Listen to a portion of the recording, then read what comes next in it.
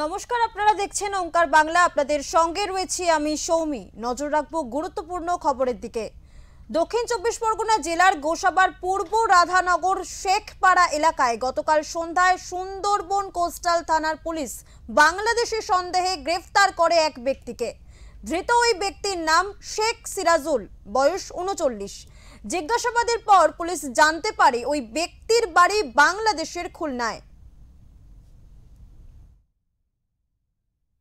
বাংলাদেশ খুলনা। খুলনা কত বছর হচ্ছে ভারতে ঢুকেছে? 3 বছর। প্রথমে ভারতে কোথায় ছিলেন? বারাসাত। তারপর মালঞ্চ ভাটাতে কাজ করি, ইট ভাটা। গোসাবাতে ঢুকলে কিভাবে? ওখানে শ্বশুর বাড়ি করেছি। ওখানে শ্বশুর বাড়ি মানে আত্মীয় করেছেন ওখানে? আচ্ছা, মানে গোসাবার মেয়েকে বিয়ে করেছেন। তাহলে কি মানে কিভাবে ভারতে ঢুকলেন বা কোন পথ দিয়ে ঢুকলেন? আমার দাদা এনেছে কোন পথ দিয়ে আমি অতটা বলতে পারবো না। দাদা এনেছে? এইভাবে হঠাৎ ভারতে এইভাবে চোরা পথে ঢুকলেন কেন? চোরা পথে বললো চলো কাজ করবো ভাটাতে, পয়সা আসছে ভালো। আমি কেন?